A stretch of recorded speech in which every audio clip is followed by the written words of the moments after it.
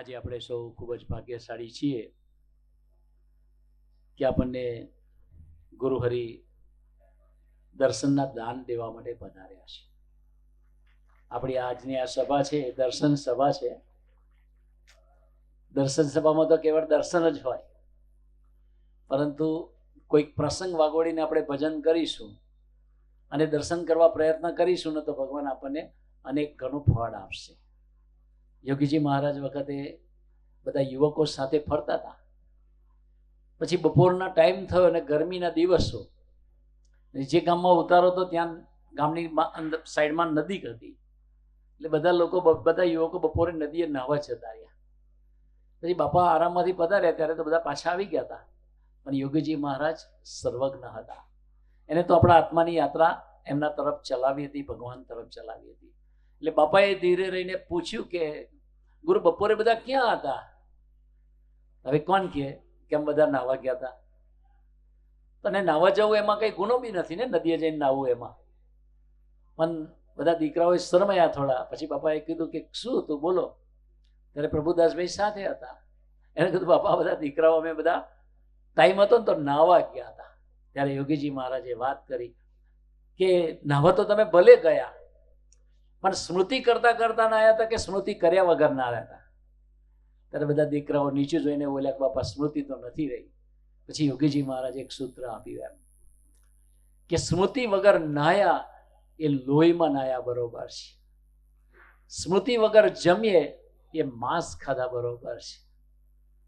એમ આપણે આપણા જીવનની અંદર સ્મૃતિ અનિવાર્ય છે. આજે સ્મૃતિ સભા છે તો ગુરુહરિના ચરણોમાં પ્રાર્થના કરવી છે આપણે કે અમારું ભાયંદર સરળ મંડળ ખૂબ ઉમંગથી આપણી કૃપાથી ને આપણા બળે આપણા તરફ હાહાગડતલ કરી રહ્યું છે. પણ અમારે પણ એવી સ્મૃતિ જોઈએ છે કે ભગવાન સ્વામિનારાયણ ધરમપુર પધારેલા તો એના પહેલા ગુણાત્યાન સ્વામીજી પધારેલા. પણ ગુણાત્યાન સ્વામીજીને કહ્યું કે તમે ગોષ્ઠી કરો. ગુણાત્યાન સ્વામી કે અમે બહેનોને વાતો નથી કરતા. પછી આમ ઊભી સભામાં ઊભા પડદા નખાઈને પાછળ કુશળ કુંવરબાએ બેઠા ને આ બાજુથી ગુણાત્યાન સ્વામી ગોષ્ઠી કરતા હતા. પછી એક પુરાણી હતા, એક કથા કરતા હતા ભાગવતની. એની અંદર રૂક્ષ્મણી હરણનો પ્રસંગ આવ્યો. એમાં પછી ગુણાત્યાન સ્વામી વાત કરી કે રૂક્ષ્મણીજીનું કાંડું કૃષ્ણ ભગવાને પકડ્યું હતું, એમ જ્યાં સુધી આપણું કાંડું પકડનાર કોઈ પુરુષ ના મળે ત્યાં સુધી આપણે ભગવાનના ધામને ના પામે. અને આ વાત કુશળ કુંવરબાઈને ટચ થઈ ગઈ. એટલે કુશળ કુંવરબાઈએ નક્કી કર્યું કે હવે તો મહારાજને પધરાવવા જ છે અહીંયા. પછી ભગવાન સ્વામિનારાયણને વિનંતી કરીને વિનંતી પત્ર મોકલ્યો અને પછી ભગવાન સ્વામિનારાયણ ધરમપુર પધાર્યા તો સ્વામીજી પ્રસંગની વાત કરતા કરતા વાત કરી કે ભગવાન સ્વામિનારાયણના દર્શન કુશળ કુંવરબાઈએ કર્યા તો કે 21 દિવસની અંદર ભગવાન સ્વામિનારાયણની મૂર્તિ એમના અંતરમાં એમને ઉતારી દીધી. આપણને થાય કે કેવી રીતે ઉતારી હશે?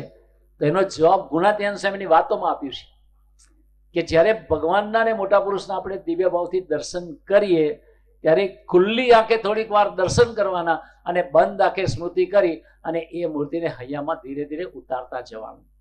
કારણ કે 21 દિવસની એ પ્રેક્ટિસમાં કુશળ કુંવરબાઈએ ભગવાન સ્વામિનારાયણની મૂર્તિ હૈયામાં ઉતારી દીધી. એમ પ્રભુ સ્વામી જેવા ગુરુહરિ આપણી વચ્ચે પધાર્યા છે કે એને કોઈ સ્વાર્થ જ નથી. શું કામ આવ્યા? એમ હવે અત્યારે રાતના 9:30 થયા છે અને દરરોજ 1000 ભક્તો વચ્ચે એક જ દિવસ આપીએ છીએ. કાલે 2000 ભક્તો વચ્ચે એક જ દિવસ છે દહીસર મંડળમાં. તો વિચાર કરીએ કે કેટલો બધો ભીડો પડતો હશે. એ સવારથી સાંજ સુધી 200-500 હરિભક્તો તો 1 to 1 મળે. દાદરા ચડવાના, પધરામણી કરવાની, બધાને એટેન્ડ કરવાના, એ બધું જ કરે છે. નિસ્વાર્થ ભાવે સેવા કરે છે. પણ પહેલે જ દિવસે 22મી એપ્રિલના દિવસે એમને કહેલું કે સ્વામીજી તમારા બધાની મને સેવા આપી છે ને એટલે હર્ષના આંસુ સાથે હું રડું છું. તો એ કઈ સેવા? કે પહેલી સેવા કે સ્વામીજી સ્વધામ ગયા છે ને એ વસ્તુ એમને બોલાડી દીધી કે સ્વામીજી ગયા જ નથી અને આજે એવા ને એવા છે. બીજી કઈ સેવા? એવો ને એવો હાથ પકડી રાખ્યો. ત્રીજી કઈ સેવા? કે આપણી જે કઈ અધૂરી યાત્રા હતી સ્વામીજીના સમયમાં અને એ યાત્રા એમને પાછી રિઝ્યુમ કરી, પાછી આપણા જીવનમાં રીકન્ટિન્યુ કરાવી દીધી. આપણા જીવનની અંદર નિરંતર ધર્મ, જ્ઞાન, વૈરાગ્ય, ભક્તિ ને મહિમા એ સિંચાયા કરે અને આપણી યાત્રા ભગવાન તરફ ચાલે એટલે નિરંતર દાખલો કરે છે.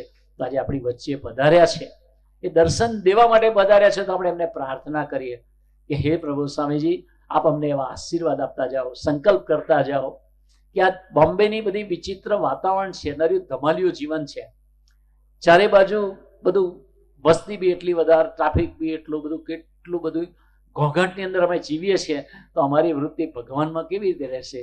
પણ આપ સંકલ્પ કરશો ને તો અમારી સૌની વૃત્તિ સ્વામીજીમાં, ભગવાનમાં અને આપણામાં નિરંતર રહેશે. તો આપ એવા આશીર્વાદ આપો, બળ બુદ્ધિ શક્તિ આપો કે અમે એવા દર્શન કરતા શીખીએ અને દર્શન કરતા કરતા એ મૂર્તિને, આત્માને વિશે અંદર ઉતારતા જઈએ, ધારતા જઈએ. એવા બળ બુદ્ધિને શક્તિ અમને સૌને આપો. એ જ પ્રાર્થના સજાનંદ સ્વામી મહારાજની.